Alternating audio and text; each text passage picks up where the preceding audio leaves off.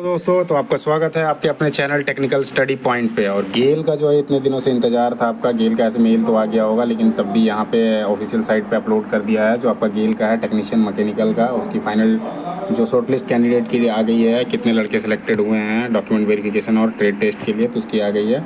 Paper जो हुआ था आपका 1/12/2024 को हुआ था पेपर, है ना। इसमें से आपके फॉलोइंग रोल नंबर दिया हुआ है, जिसमें आपका डॉक्यूमेंट वेरिफिकेशन होगा और साथ ही आपका ट्रेड टेस्ट होगा। किसके लिए? टेक्नीशियन मैकेनिकल के लिए, है ना। गेल जो है, GAIL basically gas authority of India limited है, तो उस पर आपने दे रखा है, तो उतना तो पता है ही। अकॉर्डिंग जो शॉर्टलिस्ट कैंडिडेट हैं उनके लिए दे रखा है टेक्नीशियन मैकेनिकल का अपीयर होंगे, मतलब वो जाएंगे डॉक्यूमेंट वेरिफिकेशन के लिए। तो ट्रेड टेस्ट के लिए कहाँ पे देना है, ये वेन्यू दे रखा है। तो जगह का है आपका गेल ट्रेनिंग इंस्टीट्यूट है, plot number 24 sector 16A Noida, है ना, उत्तर प्रदेश में है। ये आपका पिन नंबर है। तो नोएडा में बुला रखा है आपका, जो 30 तारीख से लेकर आपका 4 तारीख तक चलेगा, है ना। तो इसमें लिस्ट दिए हुए हैं। ये आपका पोस्ट है टेक्नीशियन मैकेनिकल का और रिपोर्टिंग टाइम जो है 8:30 बजे का है।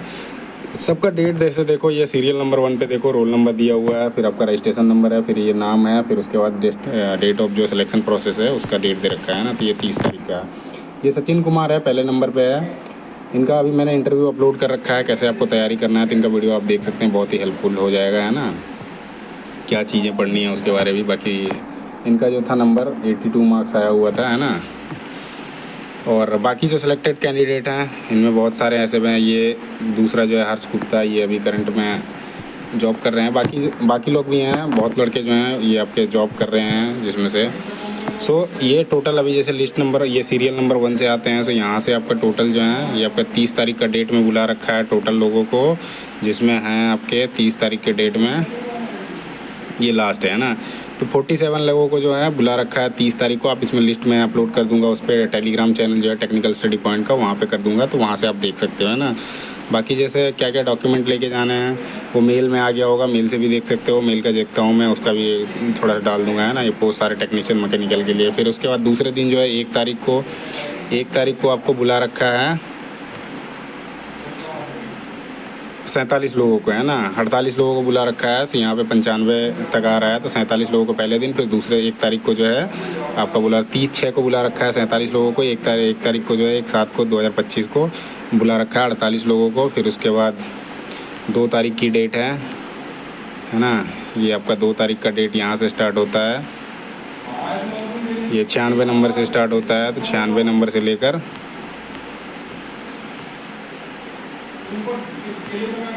ये आपका है ना 143 तक। तो यहाँ पे बुला रखा है इधर 43 हो गया और उधर 4 हो गया, है ना, 5 हो गया। 48 लोगों को बुला रखा है तीसरे दिन में, है ना, जो 2 तारीख की डेट है। उसके बाद ये लिस्ट आप देख सकते हो, ये मैं डाल दूंगा, तो उस पर आप डाउनलोड कर सकते हो, है ना। टेक्निकल स्टडी पॉइंट का टेलीग्राम चैनल है, उसका ये प्रोफाइल में मिल जाएगा आपको लिंक, तो वहाँ से आप डायरेक्ट कनेक्ट हो सकते हो।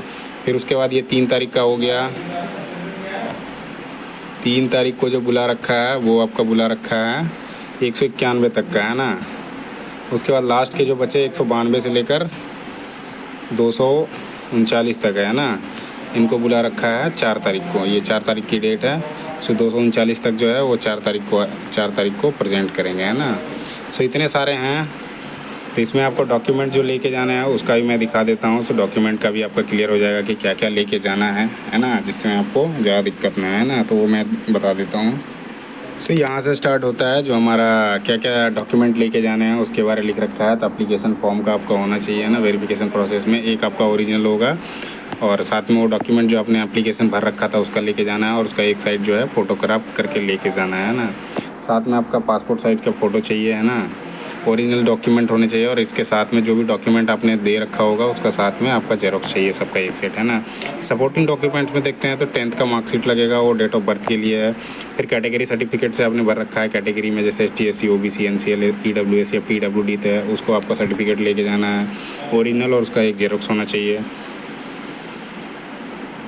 ये जैसे आपके देखो ये सारे जो ऑथराइज्ड होने चाहिए ना, सारे के सारे ये 24-25 के होने चाहिए। ऐसा नहीं है कि आपका पहले का है या बाद का है, उससे पहले का नहीं होना चाहिए। फाइनेंशियल ईयर दे रखा है इसमें 23-24 का, और इसमें दे रखा है 24-25 का। तो अभी जो वैलिड करेगा वो आपका 24-25 का होना चाहिए, उससे पुराना नहीं होना चाहिए, है ना। उसके बाद सर्टिफिकेट जैसे आपका है सारे सेमेस्टर के ले सकते हो। ये ईयर वाइज है तो ईयर वाइज भी ले सकते हो आप, और उसका कोई डिप्लोमा सर्टिफिकेट है तो वो भी ले सकते हो, है ना। उसके बाद जैसे देखते हैं सो ये है आपका complete and proper experience certificate, जो आपके एक्सपीरियंस लगा रखे हैं 2 साल के मांग रखा था, तो वो भी आपके पास होना चाहिए, है ना।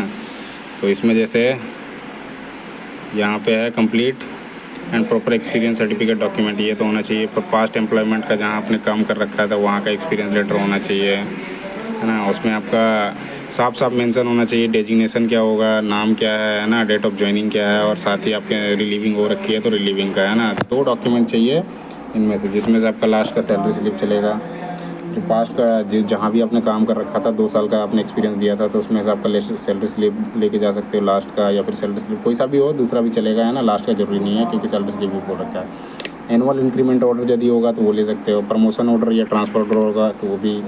इन 5 ऑप्शन दे रखा है, 5 में से आपको 2 लेके जाने कंपलसरी है ना। उसके बाद करंट कहीं आप कर रहे हो तो आपको एनओसी लेटर लेके जाना पड़ेगा, वहाँ का आइडेंटिटी कार्ड लेके जाना पड़ेगा, या फिर ऑफर लेटर अपॉइंटमेंट लेटर है तो उसको भी लेके जा सकते हो। सेम है इस पे में, आप एनुअल इंक्रीमेंट है, प्रमोशन ऑर्डर है, ट्रांसफ़र है, पीएफ का स्टेटमेंट है तो वो, या फिर एक्सपीरियंस लेटर जो है इशू करवा रखा है वो, जिसमें आपका डेट ऑफ ज्वाइनिंग लिखा हुआ होना चाहिए। आप यदि प्राइवेट ऑर्गेनाइजेशन में काम कर रहे हो, document in support of large private sector organisation में कर रहे हो, उसका देखो एनएससी का या फिर बीएससी में वो लिस्टेड है, उस चीज़ की होनी चाहिए, है ना।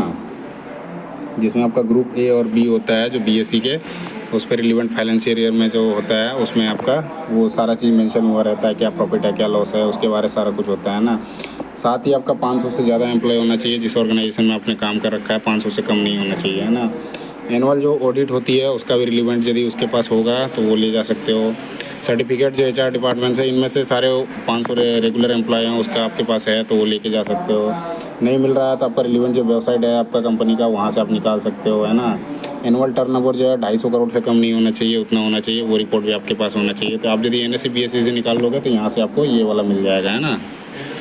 उसके बाद ऑडिटेड रिपोर्ट मिलता है फाइनेंशियल ईयर का, जैसे 24-25 का है तो उस टाइम का मिल जाएगा आपको, उसको आप ले लगते हो। प्रॉफिट लॉस का जो है ऑडिट जो किया हुआ है उसका मिल जाएगा आपको, है ना। रिपोर्ट यदि है वो फाइनेंशियल ईयर मिनिस्ट्री ऑफ जो कॉर्पोरेट अफेयर है वहाँ का है तो वो ले जा सकते हो। टर्नओवर सर्टिफिकेट है वो ले जा सकते हो आप। ये आपका दे रखा है, यदि आप किसी गवर्नमेंट ऑर्गेनाइजेशन में काम कर रहे हो तो आपको एनओसी लेके जाना, सेंट्रल में या स्टेट में या पीएसयू में या सेमी गवर्नमेंट में काम कर रहे हो तो आपको एनओसी लेके जाना पड़ेगा जब आप डॉक्यूमेंट वेरिफिकेशन और उसके लिए जाते हो।